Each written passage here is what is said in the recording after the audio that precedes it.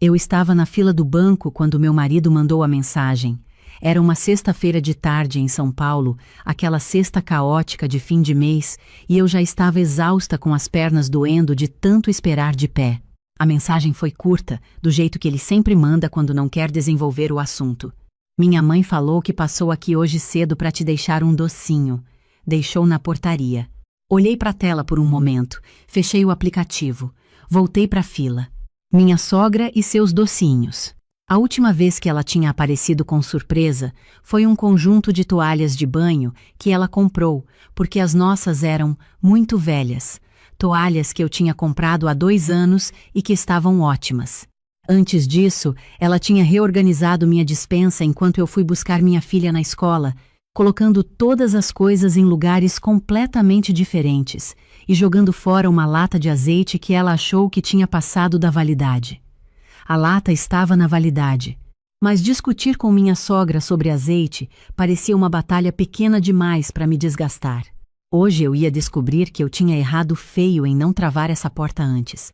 Quando cheguei em casa, a portaria me entregou uma caixinha com brigadeiros embrulhados em papel celofane, doce. Eu agradeci, subi no elevador, abri a porta do apartamento, tudo parecia normal. A sala estava como deixei, a cozinha, a mesma. Joguei a bolsa no sofá, fui até o quarto beber água, e foi aí que eu vi. A porta do quarto de hóspedes estava diferente.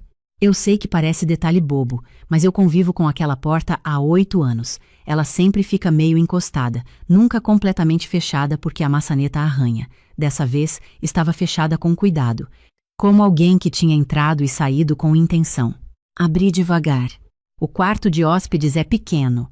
Tem uma cama de solteiro, um guarda-roupa de 2 módulos que a gente usa para guardar as malas, e uma estante baixa no canto. Nessa estante ficavam as coisas que não tinham lugar fixo no apartamento, mas que não podiam ser jogadas fora. Álbuns de foto antigos, uma caixinha com bijuterias da minha avó e a caixa. A caixa de sapato forrada com papel contact florido que minha mãe usava para guardar as cartas que ela recebia e as receitas que ela anotava à mão. A caixa que a minha irmã me deu quando minha mãe faleceu, 4 anos atrás. A caixa que eu não conseguia abrir sem chorar, mas que também não conseguia deixar de ter perto de mim. A estante estava diferente. Os álbuns ainda estavam lá. A caixinha de bijuterias também. Mas a caixa de sapato da minha mãe tinha sumido. Fiquei parada na porta por um tempo que eu não sei quanto foi. Minha cabeça tentou encontrar outra explicação. Talvez Marcos tivesse mudado de lugar. Talvez eu mesma tivesse guardado em outro canto e esquecido. Procurei em cima do guarda-roupa, dentro das gavetas, atrás da cama. Não estava em lugar nenhum. Liguei para o meu marido. Ele atendeu no segundo toque. Marcos, você mexeu na caixa florida que fica na estante do quarto de hóspedes.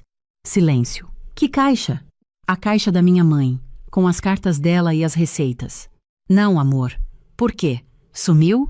Eu respirei fundo. Sua mãe esteve aqui hoje. Outro silêncio, diferente do primeiro. Espera, ela não ia mexer nas suas coisas, Renata. Ele falou com uma certeza que me deu vontade de jogar o telefone pela janela, porque enquanto ele acreditava nisso, eu já sabia naquela hora com a frieza de quem conhece o padrão. Eu vou ligar para ela, eu disse e desliguei antes que ele respondesse. Minha sogra atendeu animada, como sempre atende quando acha que a conversa vai ser boa. Renata, chegou os brigadeiros?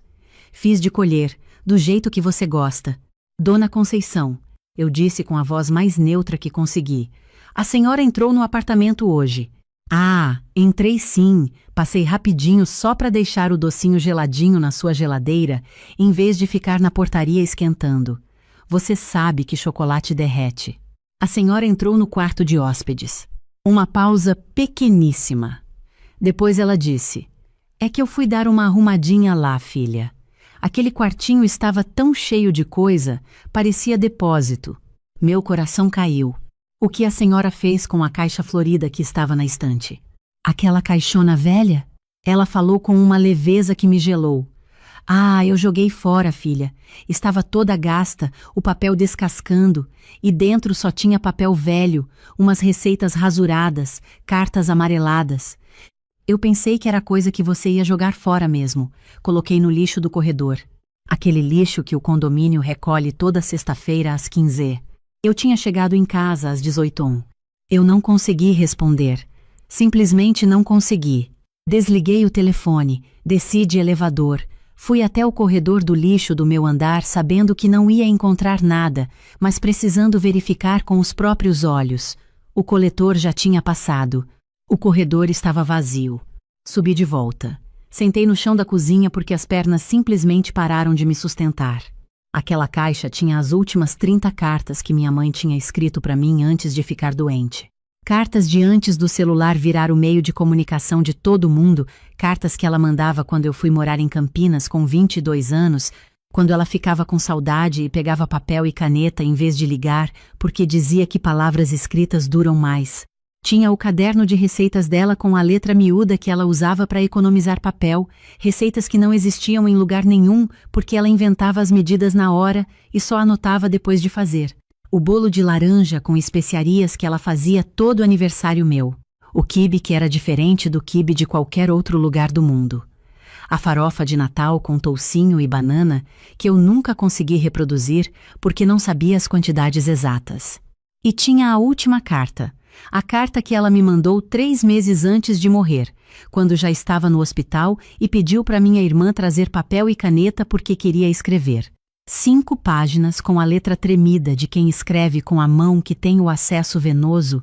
5 páginas que eu não tinha coragem de reler, mas que precisava saber que existiam.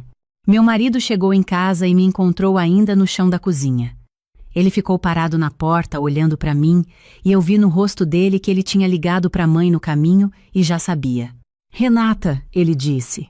"Não fala nada", eu respondi. "Agora não." Ele se abaixou no chão ao lado de mim. Ficamos os dois em silêncio por um longo tempo. Eu ouvia os carros lá embaixo, o vizinho de cima andando, a geladeira fazendo aquele barulhinho que ela faz. Ela não sabia o que era, ele disse finalmente. Eu me virei para ele. Ela entrou na nossa casa sem permissão, entrou num quarto que não é dela e jogou fora uma caixa que não era dela. Ela não precisava saber o que era. Ela precisava não ter mexido. Marcos ficou em silêncio. As cartas da minha mãe estavam lá dentro, eu disse, e minha voz quebrou na palavra mãe, o que eu estava tentando evitar. A última carta que ela me escreveu. Receitas que não existem em lugar nenhum do mundo.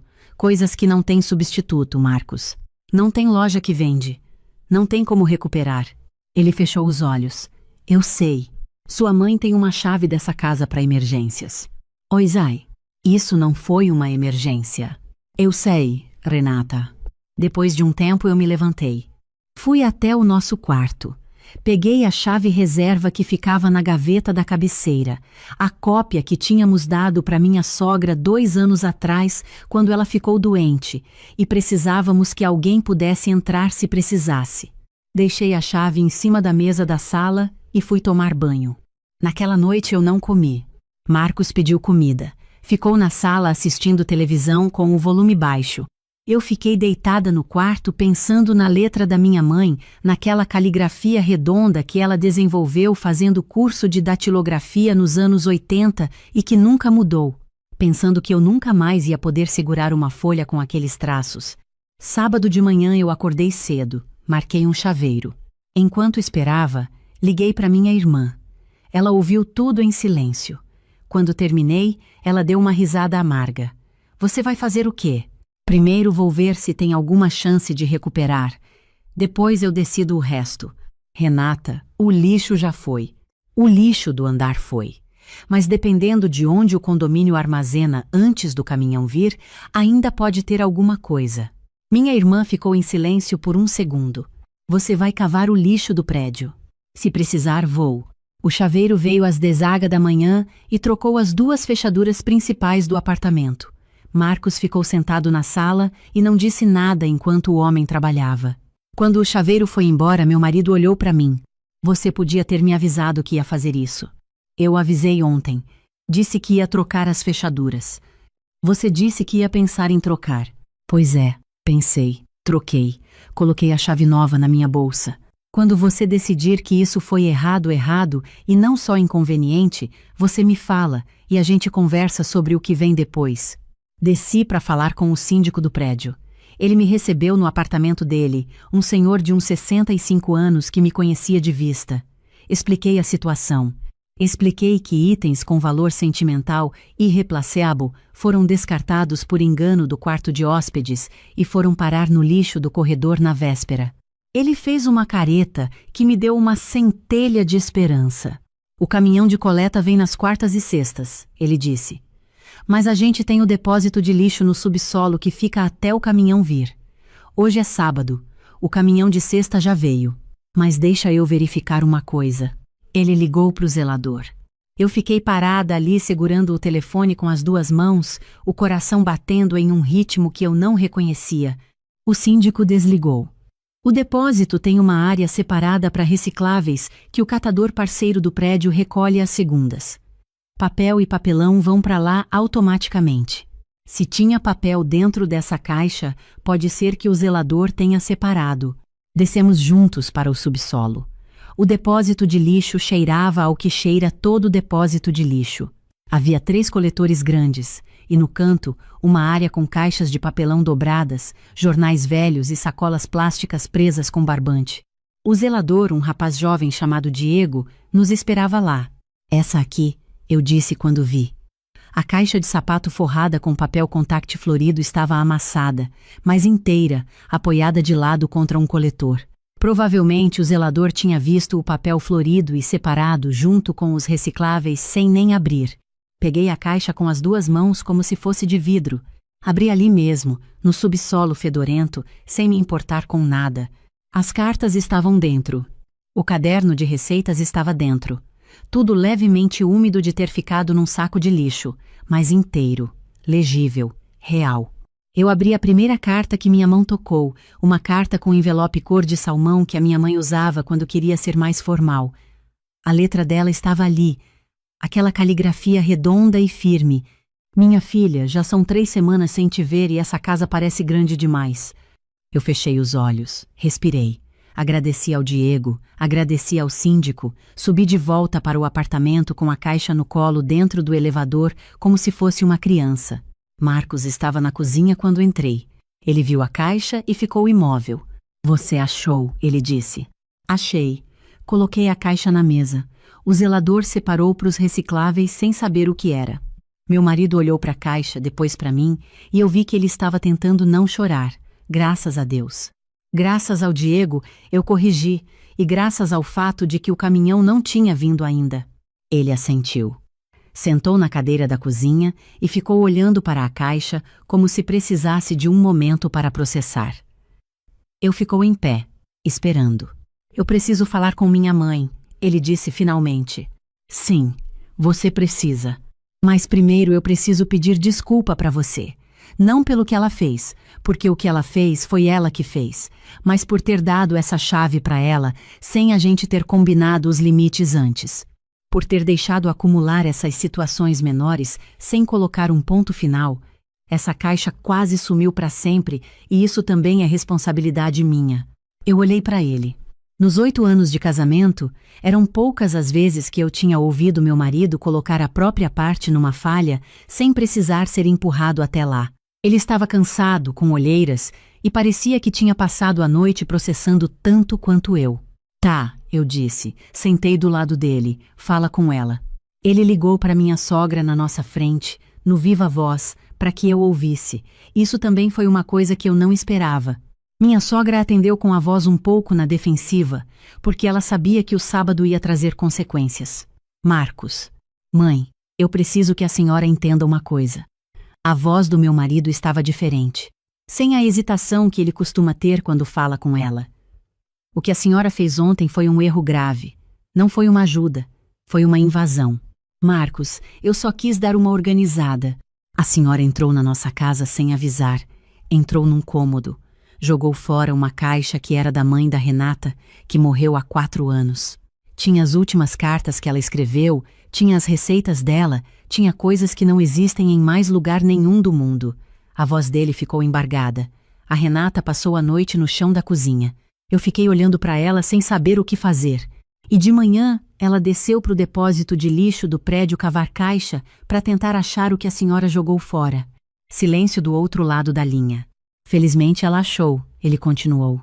Mas a senhora precisa entender que por muito pouco a gente perdeu essas coisas para sempre. E que isso aconteceu porque a senhora entrou onde não devia e mexeu no que não era seu.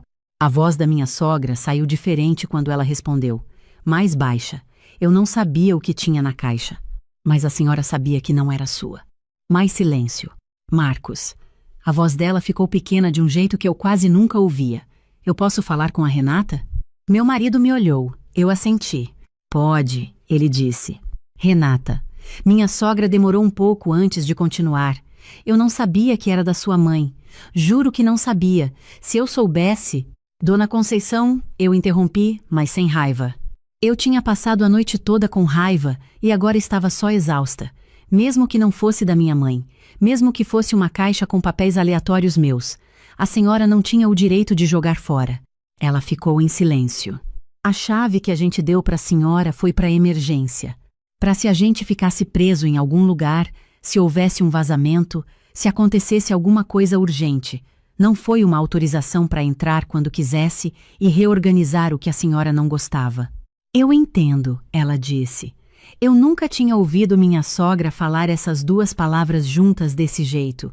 A senhora vai vir aqui me pedir desculpa pessoalmente. Não pelo telefone. Pessoalmente, porque eu preciso olhar no rosto da senhora quando a senhora disser isso. E depois a gente vai conversar sobre como vai funcionar daqui para frente. Uma pausa longa. Depois. Tá bom. Ela veio no domingo de tarde. Veio sem avisar com quanto tempo faltava, o que normalmente me irritaria, mas dessa vez eu deixei passar porque ela veio. Trouxe flores, o que eu também normalmente acharia excessivo, mas deixei na bancada da cozinha sem comentar. Ficamos sentadas na sala. Meu marido ficou na poltrona, um pouco afastado, presente, mas sem interferir. Minha sogra me olhou. Era uma mulher de 67 anos, que tinha criado 3 filhos sozinha depois que o marido foi embora. Que trabalhara a vida inteira e que tinha uma maneira muito própria de demonstrar amor que passava por fazer coisas pelas pessoas sem perguntar se as pessoas queriam que fossem feitas. Eu sabia disso. Não mudava o que ela tinha feito, mas eu sabia. Me desculpa, ela disse. De verdade, eu não devia ter entrado sem avisar, e não devia ter mexido nas suas coisas. Foi errado. Eu olhei para ela por um momento. A senhora tem ideia do que estava nessa caixa? Ela balançou a cabeça negativamente. Eu fui até o quarto de hóspedes e voltei com a caixa. Abri em cima da mesa de centro, peguei o caderno de receitas e coloquei na frente dela. Isso aqui é o caderno de receitas da minha mãe, com a letra dela. Cada página é uma receita que ela inventou, nenhuma existe em outro lugar. Quando ela morreu, a única forma que eu ainda tenho de fazer o bolo de aniversário do jeito que ela fazia é esse caderno. Minha sogra olhou para o caderno sem tocar. Peguei a última carta. Não abri. Só mostrei o envelope. Essa é a última carta que ela me escreveu. Ela estava internada. Pediu para minha irmã trazer papel porque queria escrever. A mão dela estava tremendo por causa do acesso venoso. Mesmo assim, ela escreveu 5 páginas. Minha sogra levou a mão à boca. Eu não consigo reler essa carta ainda, eu disse. Mas eu preciso saber que ela existe, entende? Não é sobre o papel. É sobre saber que tem um lugar no mundo onde a letra da minha mãe ainda existe. O silêncio na sala era completo. Até o barulho dos carros lá embaixo parecia ter sumido. Eu sinto muito, minha sogra disse, e dessa vez a voz dela estava completamente diferente. Sem a defensividade, sem o ar de quem foi mal interpretado. Eu entendo agora, não tinha como entender antes, mas agora eu entendo. Guardei as coisas de volta na caixa. Fechei. A senhora é bem-vinda na nossa casa, Dona Conceição. Sempre foi. Mas de agora em diante a senhora vem quando é convidada, ou quando a gente combina antes. E quando a senhora vier, fica nos espaços comuns. Se a senhora quiser ver qualquer outro cômodo, pergunta primeiro. Faz sentido, ela disse. E a chave não vai mais existir. Se precisar de acesso aqui por alguma emergência real, a senhora combina com a gente e a gente resolve. Ela assentiu, sem argumentar. Sem o, mas eu sou a mãe do Marcos, ou o, foi por amor que eu tinha me preparado para ouvir. Marcos trouxe café. Os três ficamos sentados, tomando café em silêncio por um tempo que foi estranhamente confortável. Antes de ir embora, minha sogra ficou parada na porta. Sua mãe? Ela disse, me olhando. Ela era de onde? A pergunta me pegou de surpresa. De Minas. Formiga, cidade pequena no interior. Mineira. Ela deu um sorriso pequeno. Por isso o quibe diferente. Mineira que aprendeu a fazer quibe. Eu olhei para ela sem entender. Você falou uma vez que a receita de quibe da sua mãe era diferente de tudo. Eu lembrei. Ela pegou a bolsa.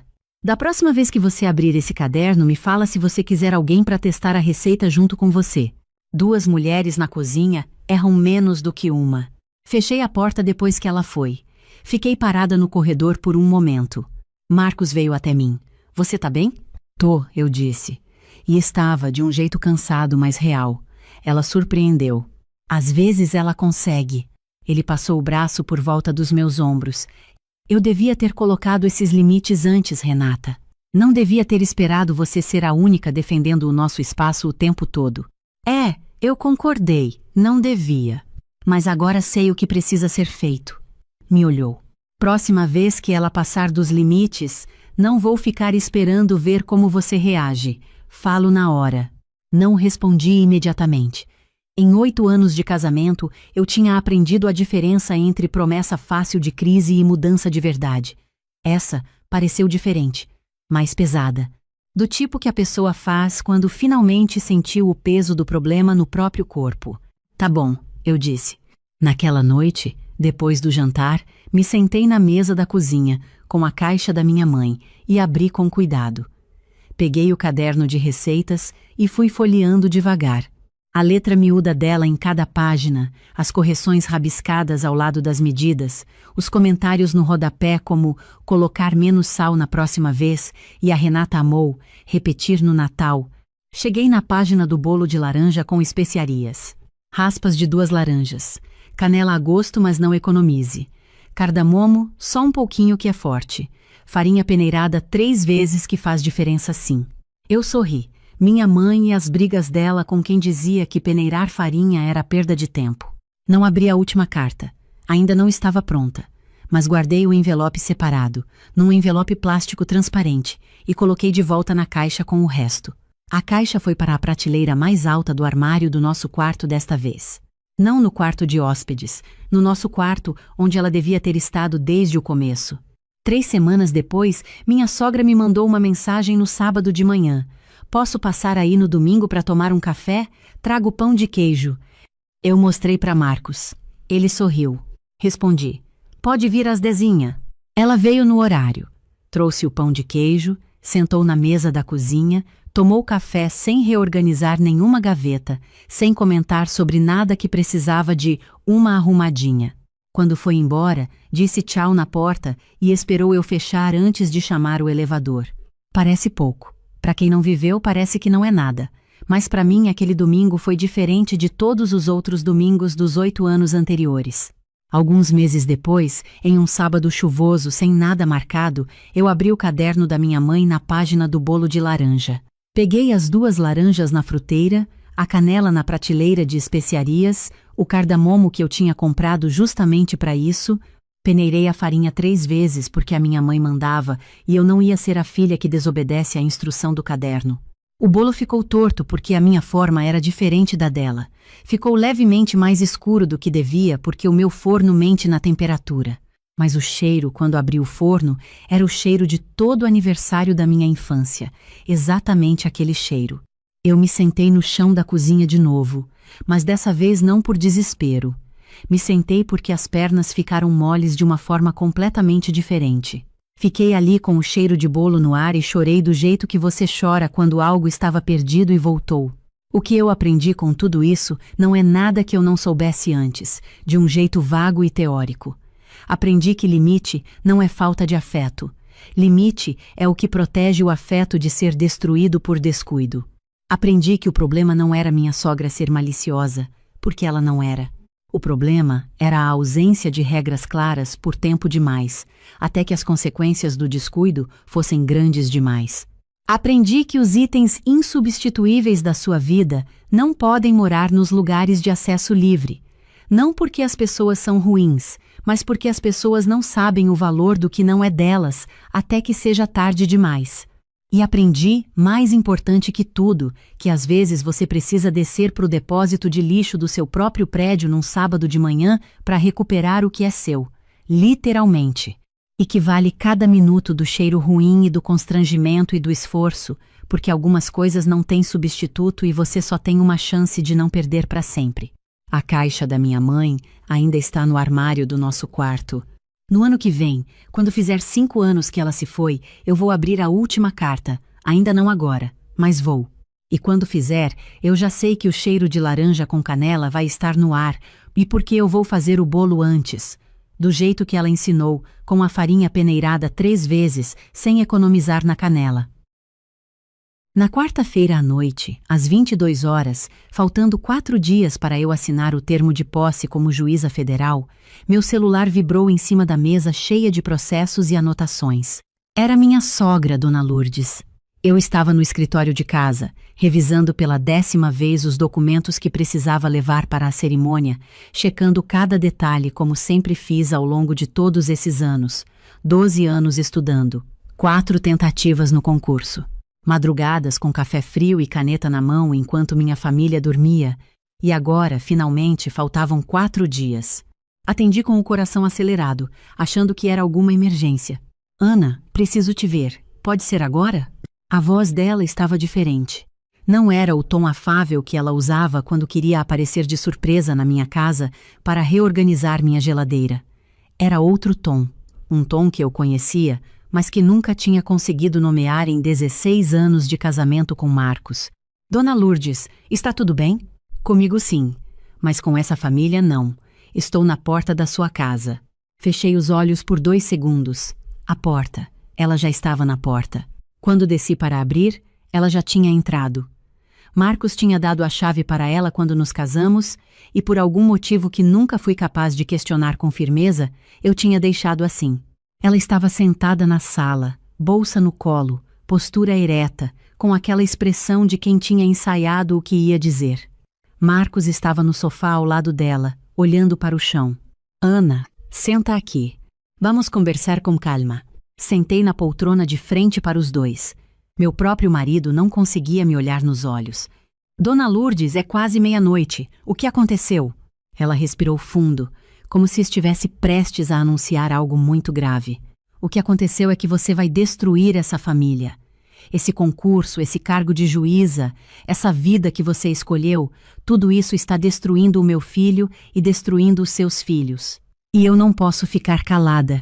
Senti o estômago apertar, mas não disse nada, deixei ela continuar. Pedro tem 16 anos e está tirando nota baixa em matemática porque você passa a noite estudando e não tem tempo para ajudar. Clara entrou na escola nova e chorou 3 semanas porque você não foi em nenhuma reunião de pais. Marcos janta sozinho 5 vezes por semana. Você está sempre no seu escritório, sempre nos seus livros, sempre na sua cabeça. Você sabe o que seu marido me disse essa semana? Que ele se sente invisível dentro da sua própria casa. Olhei para Marcos. Ele continuou olhando para o chão. Marcos, você disse isso para ela? Ele pigarreou. Mãe, não foi exatamente assim. Foi sim. Você me ligou na terça, disse que a Ana vive no mundo dela, que vocês não conversam mais como casal, que ela está obcecada com esse cargo. Marcos, é verdade? Ele finalmente me olhou. Naqueles olhos eu não vi raiva, vi constrangimento, vi um homem que tinha falado da própria esposa para a própria mãe e agora não sabia como sair da situação que tinha criado. Eu fico preocupado com a gente, Ana, com a família. Preocupado ou você foi reclamar para sua mãe? Ana, Dona Lourdes elevou a voz levemente. Não é o momento para ficar apontando o dedo, o momento é para decidir. Você vai aceitar essa posse ou vai cuidar da sua família? As 2 coisas não dão. Com todo o respeito, Dona Lourdes, eu trabalhei 12 anos para isso. Trabalhou, todo mundo sabe que você trabalhou muito. Ela balançou a mão no ar como se estivesse espantando uma mosca. Mas sabe o que eu vejo? Vejo uma mulher que confundiu ambição com propósito. Vejo uma esposa que está colocando o cargo na frente do casamento. Vejo uma mãe que vai passar a semana em Brasília enquanto os filhos ficam aqui sem ela. É uma semana por mês, Dona Lourdes. As sessões são presenciais uma semana por mês, o resto é daqui. Uma semana por mês é longe demais quando você tem filhos adolescentes. Adolescente precisa de mãe, Ana. Não precisa de juíza. Precisa de mãe. Senti a raiva subindo. Respirei fundo antes de abrir a boca. Os meus filhos têm uma mãe que está presente todos os dias. O fato de eu ter uma carreira não apaga isso. Dona Lourdes abriu a bolsa. Tirou o celular. Marcos mostra para ela. Meu marido pegou o próprio celular, abriu alguma coisa e me entregou com a tela virada para mim. Era um áudio. Um arquivo de voz salvo localmente, não uma mensagem de WhatsApp. Ele tinha gravado um áudio. Dei play. Ana, gravei isso porque não consigo falar pessoalmente sem a gente acabar discutindo. Minha mãe me ajudou a colocar em palavras o que eu sinto há meses. Essa jornada toda foi muito pesada para a nossa família. Eu sei que você se dedicou, eu sei que você merece esse cargo, mas eu preciso da minha esposa de volta. Pedro e Clara precisam da mãe deles de volta. Então eu e minha mãe conversamos, e eu acho que o melhor seria você declinar dessa posse. Pode aparecer outro concurso, pode aparecer outra oportunidade, mas a nossa família só temos uma. Eu ouvi o áudio 2 vezes, não porque não tinha entendido. Ouvi porque precisava de alguns segundos para processar o que estava acontecendo. Minha mãe me ajudou a colocar em palavras. Ele tinha dito isso. Tinha gravado um áudio pedindo para eu abrir mão de 12 anos de trabalho e tinha admitido sem nenhuma vergonha que a mãe dele tinha ajudado a roteirizar. Marcos, minha voz saiu baixa e controlada. Você gravou um áudio com o script da sua mãe para me pedir para desistir da minha carreira. Não é assim. É exatamente assim. Você disse nesse áudio que ela te ajudou a colocar em palavras. Ele ficou quieto. Dona Lourdes pigarreou. Ana, não faz isso. Não distorce. O Marcos está tentando salvar o casamento. Salvando como? Me pedindo para desaparecer? Ninguém pediu para você desaparecer. Pedimos para você priorizar a família. Eu sempre priorizei essa família. Estudei com filho pequeno. Fiz cursinho pagando do meu próprio bolso quando Marcos ficou 3 meses sem trabalho. Estive em cada hospital, em cada formatura, em cada momento importante. 12 anos sem reclamar. E agora você vai abandonar tudo isso por um cargo. Não é um cargo, Dona Lourdes. É quem eu sou. Ela se levantou. Ficou de pé no meio da minha sala com aquela postura de quem está encerrando uma reunião. Ana, você é esposa e mãe antes de qualquer outra coisa. Eu criei o Marcos sozinha depois que o pai dele foi embora. Trabalhei a vida inteira, mas nunca coloquei nada na frente dele. Nunca. E olha o filho que eu criei. Um homem bom, um pai dedicado. Um pai dedicado que deixa a mãe gravar áudio sobre o casamento dele. Pensei, mas não falei. Ficamos olhando uma para a outra por alguns segundos. Eu vou pensar no que vocês disseram, falei devagar. O rosto de Dona Lourdes relaxou. É isso que eu quero. Só que você pense de verdade. Não com a cabeça de advogada, com o coração de mãe. Eles ficaram mais 40 minutos. Dona Lourdes falando sobre sacrifício, sobre prioridades, sobre como mulher que sabe o que quer de verdade sabe quando parar. Marcos concordando com tudo, às vezes tentando suavizar alguma coisa que a mãe dizia com um tom mais agressivo, mas nunca discordando, nunca se posicionando, nunca sendo meu marido de verdade. Quando saíram, perto da 00:30, fiquei sozinha na sala. Pedro e Clara estavam dormindo no andar de cima. A casa estava em silêncio. Fui até a janela, olhei para a rua vazia e fiquei assim por um tempo. Peguei o celular e liguei para Simone. Ana, são quase 1 da manhã. Sim, desculpa, você está acordada? Estava lendo. O que houve? Simone. Você tem contato de um advogado de família? Aquele que cuidou da separação da sua irmã. Silêncio do outro lado. Ana, preciso do número dele. Mas você e o Marcos? Acabou, Simone. Eu só não sabia direito quando, mas agora sei. Ela respirou fundo no outro lado da linha. Você tem certeza de que não é só por causa da pressão desses dias? Não é por causa da pressão desses dias. É por causa de 16 anos me sentindo pequena. 16 anos ouvindo que estudo demais, que trabalho demais, que sou ambiciosa demais. 16 anos, com uma sogra que acha que o filho dela ainda tem 12 anos e que o casamento dele é extensão da casa dela, e um marido que grava áudio com o script da mãe para me pedir para desistir do meu sonho. Ele fez o quê? Conto depois, me manda o número. Vou mandar agora. Ana, você vai estar bem? Vou estar melhor do que estou agora, isso eu sei. Na quinta de manhã, acordei às 5h30, antes do alarme. Fiz café, sentei à mesa da cozinha e escrevi no caderno, como sempre fiz quando precisava ordenar os pensamentos. Escrevi 2 listas. Uma com tudo o que eu precisava resolver na vida pessoal. Advogado, conta bancária separada, conversa com Pedro e Clara, buscar apartamento depois da posse. A outra com tudo que eu precisava levar para Brasília na segunda. Às 8, Marcos desceu. Estava de pijama, cabelo bagunçado, com aquele ar de quem não dormiu bem. Bom dia. Ele pausou quando me viu com o caderno aberto na mesa. Você já está acordada.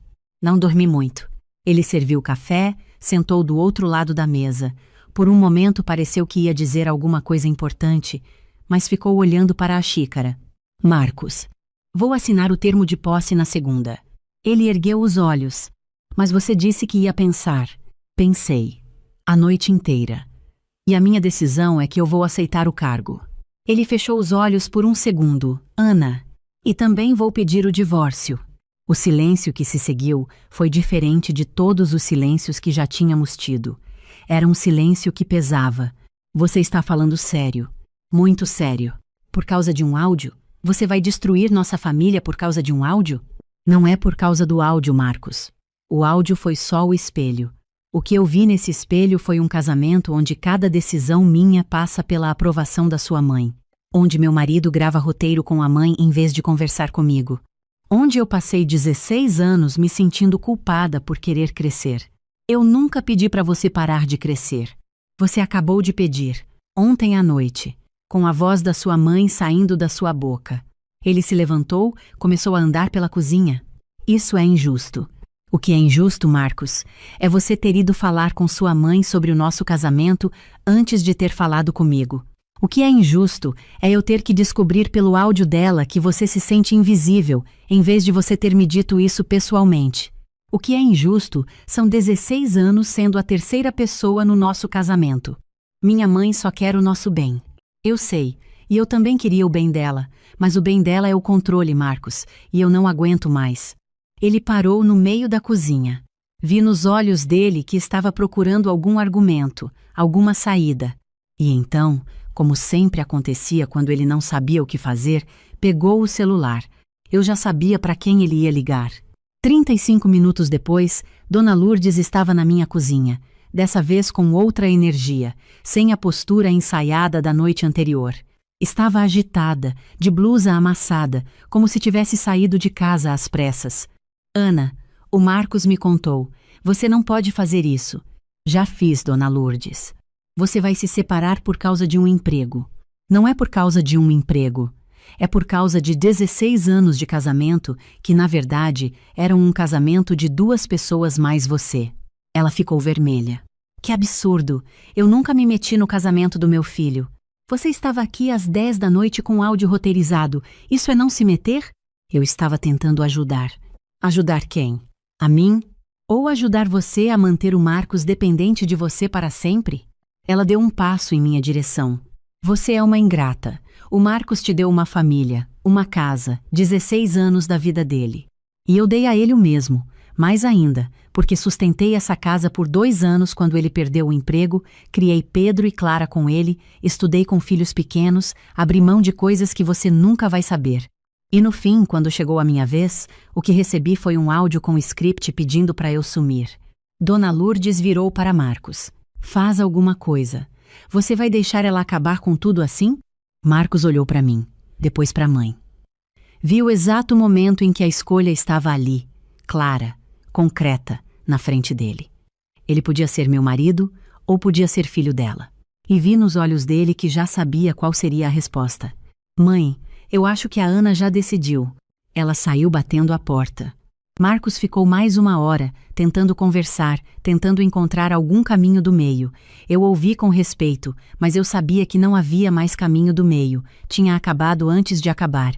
A separação formal seria só o documento confirmando o que já era verdade fazia tempo. Na sexta de manhã, Simone veio me ver. Ficamos sentadas na varanda tomando café, enquanto as crianças ainda dormiam. Você está bem de verdade? Ela me olhou com aquele olhar de quem me conhece há 22 anos. Estou mais leve do que estive em muito tempo. Isso me assusta um pouco. Ela riu baixinho. É assim mesmo. Quando você para de carregar o que não é seu, dá um susto na leveza. De tarde, enquanto eu estava revisando documentos, meu celular começou a vibrar sem parar. Mensagens. Muitas mensagens. Abri o WhatsApp e vi que tinha sido adicionada a um grupo que eu não conhecia. Família Almeida. 43 participantes. E lá estava a mensagem que Dona Lourdes tinha enviado para todos, literalmente todos os parentes do lado do Marcos, incluindo tios que eu via uma vez por ano no Natal. A mensagem dizia: Família, peço oração pela nossa família. A Ana está passando por uma crise muito séria por causa de anos de estresse com estudos. Ela tomou uma decisão precipitada de se separar do Marcos às vésperas de um cargo muito pesado. Precisamos de apoio e compreensão para que ela possa reconsiderar antes de destruir o que construímos juntos. Quem puder ligar para ela com carinho, por favor ligue. Ela precisa de ajuda. Li 3 vezes. Ela tinha mandado para 43 pessoas dizendo que eu estava em crise, que minha decisão era precipitada, que eu precisava de ajuda psicológica. Fui para o meu quarto, fechei a porta, fiquei em pé no meio do cômodo por alguns minutos tentando decidir o que fazer com aquela raiva que subia pela garganta. Então peguei a bolsa e as chaves do carro. Cheguei na casa de Dona Lourdes 15 minutos depois. Ela abriu a porta com um ar de quem estava esperando. Bia, que bom que você veio. Entra, a gente conversa.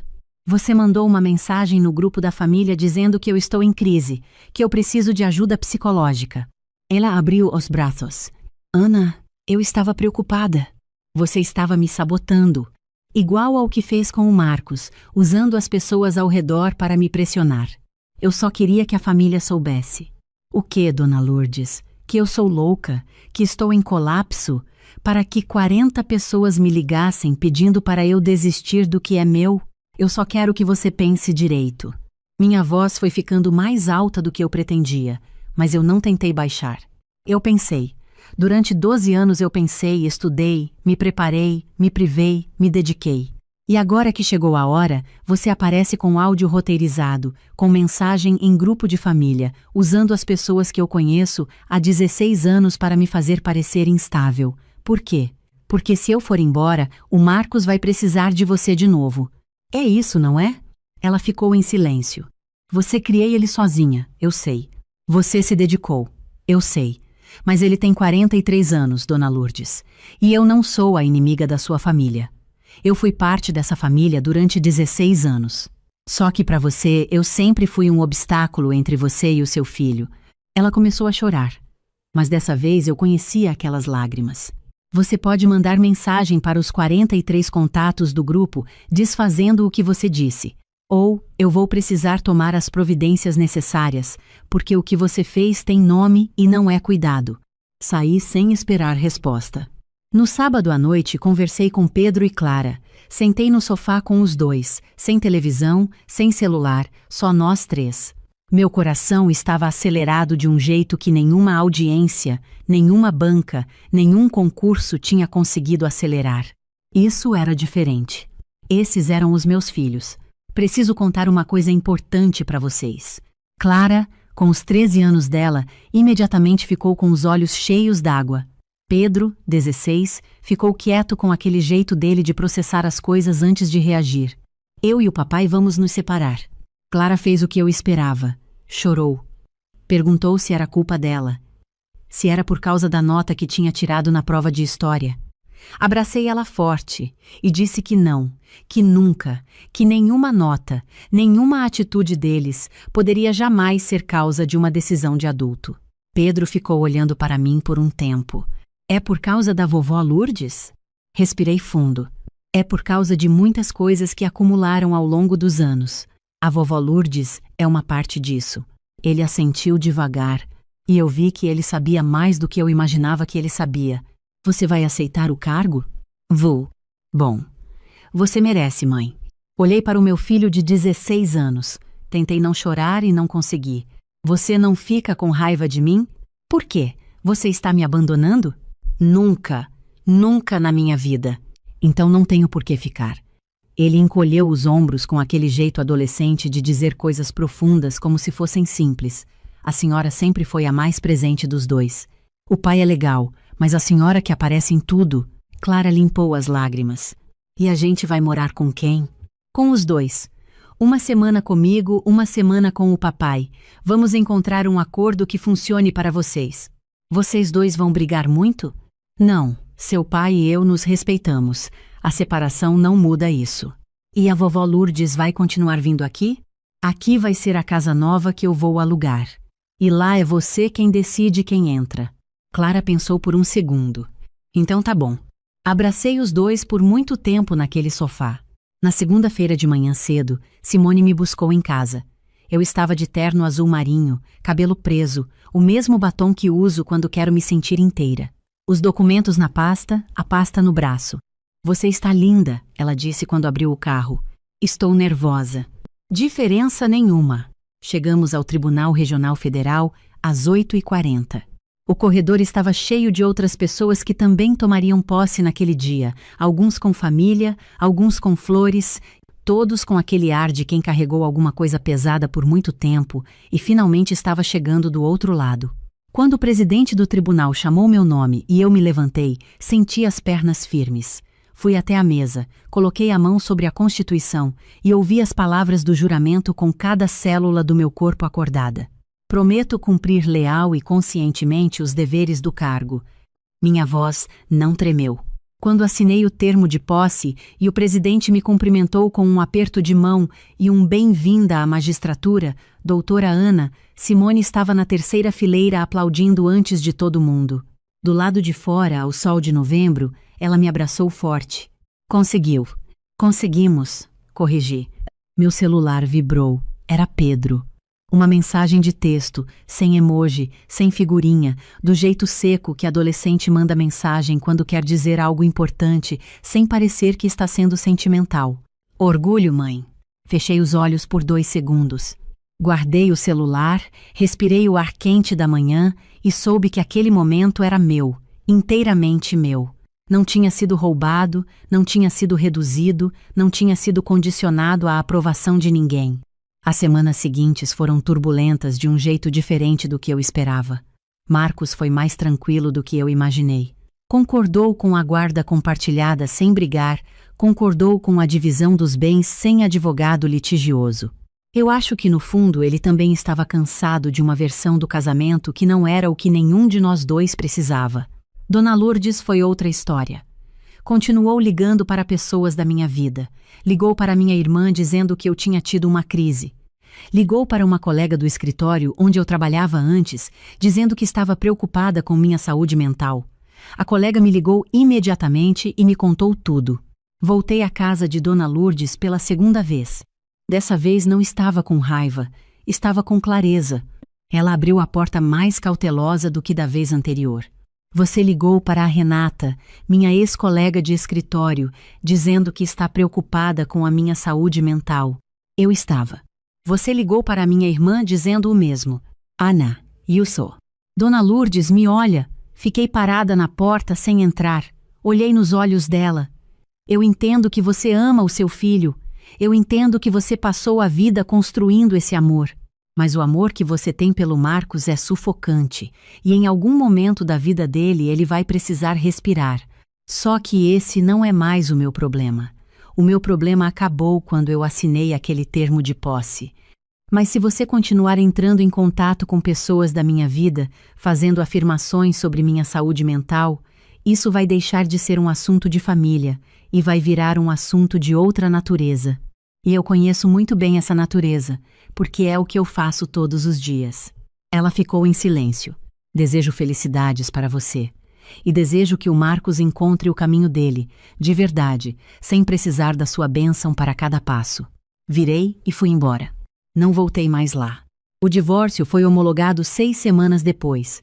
Fui ao cartório sozinha, assinei e saí para almoçar com Simone num restaurante que eu gostava há anos e sempre adiava. Encontrei um apartamento no bairro que eu gostava quando era estudante. 3 quartos, um para mim, um para os dois quando estiverem comigo e um que eu transformei em escritório com vista para a rua. Pequeno, meu com cada detalhe escolhido por mim. Clara escolheu a cor da cortina do quarto dela. Roxo. Eu teria escolhido outro, mas era o quarto dela. Pedro montou a própria prateleira de livros e ficou 2 horas organizando por cor. Saiu igual aquelas fotos de internet, e ele fingiu que não estava orgulhoso, mas estava. No trabalho, os primeiros meses foram intensos de um jeito que eu esperava, mas que ainda me pegava de surpresa às vezes.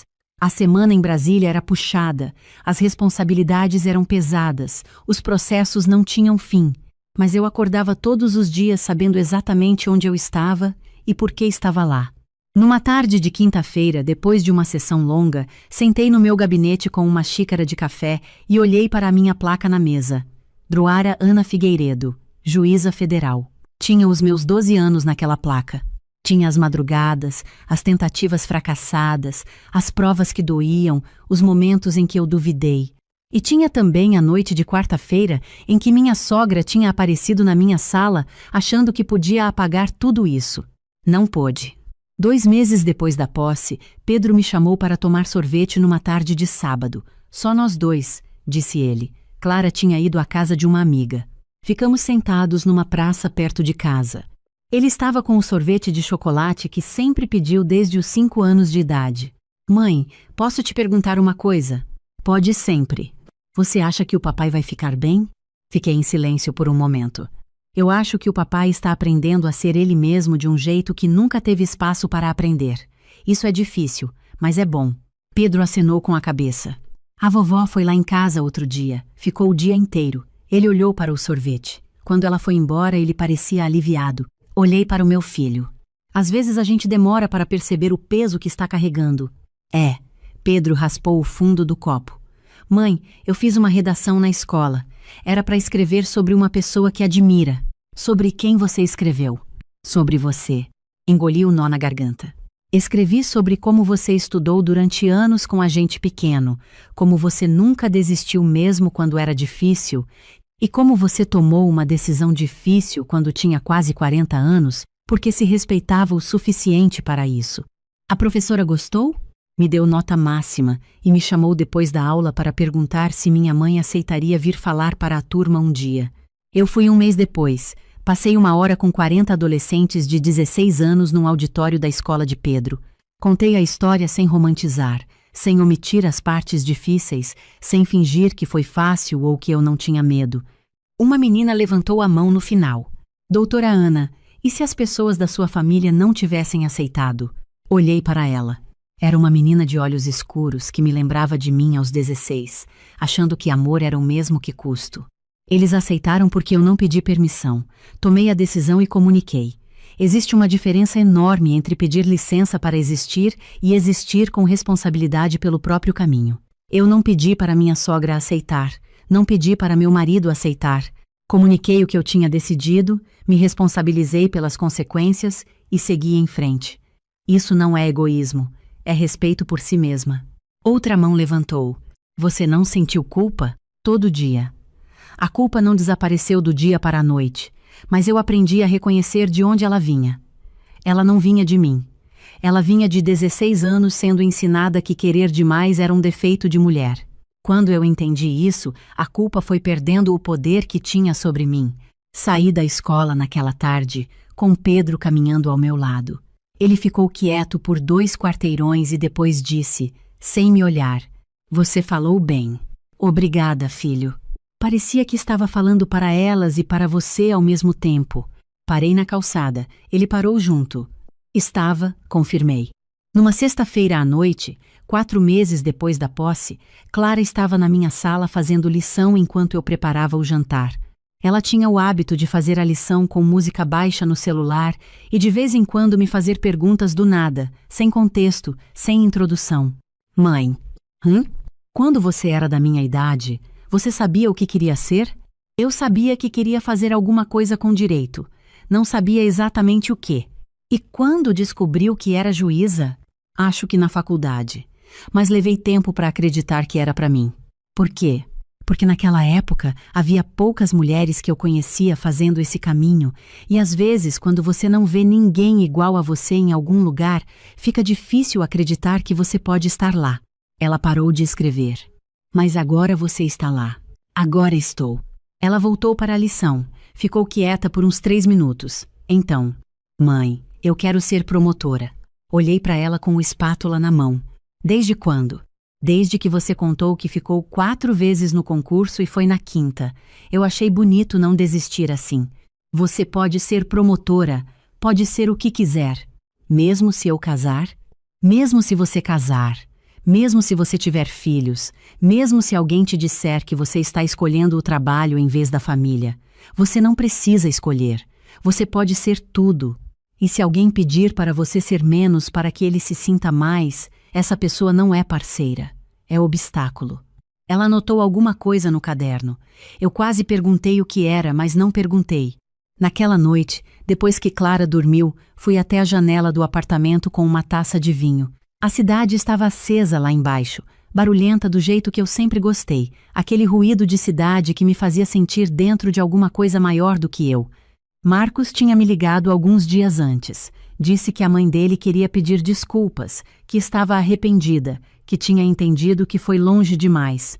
Eu disse que desejava felicidades a ela, mas que não precisava das desculpas, que estava bem, que não havia mais nenhuma conta aberta. Você está bem de verdade? Ele perguntou. E pela primeira vez em muito tempo, ouvi na voz dele algo genuíno, sem intermediário, sem script. Estou bem de verdade, Marcos. E então, porque ele merecia pelo menos isso depois de tudo, você também vai estar, quando você aprender a ouvir a sua própria voz. Ele ficou quieto por alguns segundos. Acho que nunca aprendi isso direito. Nunca é tarde. Desliguei. Não bloqueei, mas desliguei. Fiquei olhando para as luzes da cidade por um longo tempo. Tinha 40 anos. Era juíza federal. Era mãe de 2 adolescentes que me surpreendiam toda semana. Tinha uma amiga que aparecia toda quinta-feira com vinho e conversa. Tinha um apartamento pequeno que era inteiramente meu. Tinha um gabinete com meu nome na placa. Tinha uma vida que eu tinha construído, perdido o fio por alguns anos e encontrado de volta. Não tinha chegado até aqui apesar de tudo que aconteceu. Tinha chegado por causa de tudo que aconteceu. Cada negativa, cada pressão, cada noite em que alguém tentou me convencer de que eu era grande demais para o espaço que ocupava, tinha me ensinado alguma coisa. Tinha me ensinado que espaço não se pede, espaço se ocupa. E que mulher que sabe quem é, não precisa de permissão para ser. Eu existia dentro de um papel por 16 anos, esposa de, mãe de, nora de, e não tinha nada de errado com esses papéis. Eu os amava, ainda os amava. Mas debaixo deles havia uma pessoa inteira que não cabia só nesses nomes. Agora eu era tudo ao mesmo tempo, e não tinha nada de errado com isso. Tomei o último gole de vinho, apaguei a luz da sala e fui dormir. De manhã eu tinha audiência às 9, e eu ia estar lá, inteira, pronta, com o meu nome na placa e os meus 12 anos nas costas. Como sempre deveria ter sido.